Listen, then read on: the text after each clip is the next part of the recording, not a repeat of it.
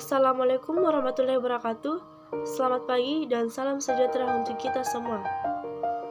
Yang terhormat Bapak Dr. Andes Aco SHMPD, Bapak Muhammad Asiradi SPD MPD selaku dosen pengampu dan dosen mitra pada mata kuliah hari ini, yaitu PKN kelas 01 S1 PKK 2021. Pertama-tama, izinkan saya perkenalkan diri terlebih dahulu. Perkenalkan, nama saya Nurul Aulia, perwakilan dari kelompok 3 sebagai moderator dari pemateri. Adapun anggota kelompok saya, yang pertama Renata Sarungalo, yang kedua Siti Nurhidayah, yang ketiga Nurlinda Da, dan yang keempat Tasya Amalia. Baik, adapun topik yang akan kami bahas mengenai identitas, integrasi, dan konstitusi negara Republik Indonesia. Langsung saja kita mulai. Saya persilakan kepada pemateri pertama untuk memaparkan materinya. Yang pertama, esensi dan urgensi identitas nasional. Urgensi identitas nasional yaitu jati diri atau kepribadian, identitas, keunikan.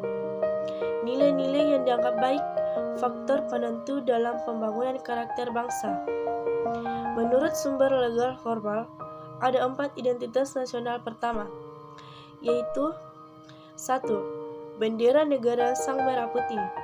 Kedua, bahasa negara bahasa Indonesia. Ketiga, lambang negara Garuda Pancasila. Dan yang keempat, lagu kebangsaan Indonesia Raya.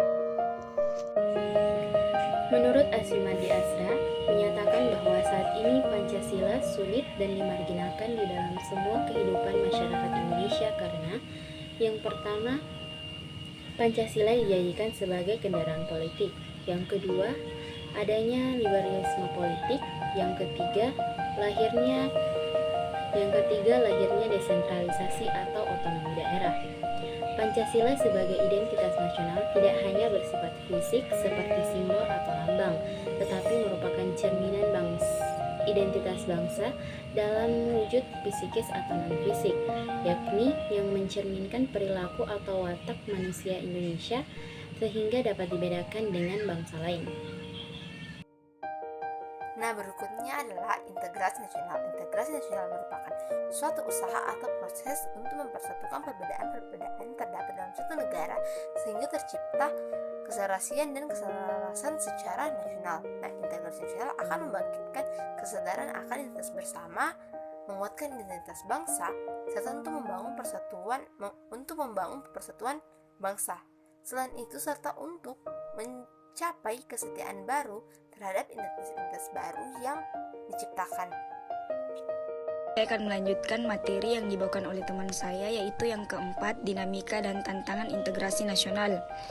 Identitas nasional sangat penting bagi bangsa Indonesia karena bangsa Indonesia dapat dibedakan dan sekaligus dikenal oleh bangsa lain. Dan identitas nasional bagi sebuah bangsa sangat penting bagi kelangsungan hidup negara-negara tersebut karena dapat mempersatukan negara dan sekaligus dikenal oleh bangsa lain. Dan identitas nasional bagi sebuah bangsa sangat penting bagi kelangsungan hidup negara-negara tersebut karena dapat mempersatukan negara, bangsa, serta identitas nasional. Penting bagi kewibawaan negara bangsa Indonesia sebagai ciri khas bangsa. Tantangan yang dihadapi oleh bangsa Indonesia dalam mempertahankan persatuan dan kesatuan bangsa Indonesia, yaitu yang pertama tantangan horizontal, tantangan vertikal, tantangan sosial budaya, tantangan politik, dan tantangan ekonomi. Assalamualaikum warahmatullahi wabarakatuh. Perkenalkan, nama saya Nurlinda Da dari kelompok 3 akan menjelaskan tentang Konstitusi Negara Republik Indonesia, di mana konstitusi adalah segala ketentuan dan aturan tentang ketatanegaraan, undang-undang dasar dan sebagainya yang bisa dalam bentuk hukum tertulis dan tidak tertulis. Ada beberapa alasan mengapa konstitusi itu penting bagi sebuah negara. Salah satunya, konstitusi mempunyai materi muatan tentang organisasi negara, HAM, prosedur mengubah undang-undang dasar, kadang-kadang berisi larangan untuk mengubah sifat tertentu dari undang-undang dasar, cita-cita rakyat, dan asas-asas ideologi negara. Selanjutnya, dinamika dan tantangan konstitusi negara Republik Indonesia. Perubahan konstitusi di Indonesia terjadi sebanyak 4 kali. Perubahan konstitusi di Indonesia disebabkan oleh faktor eksternal dan internal, serta dipengaruhi oleh kondisi politik hukum yang ada, kemudian berdampak pula pada perubahan sistem ketatanegaraan di Indonesia.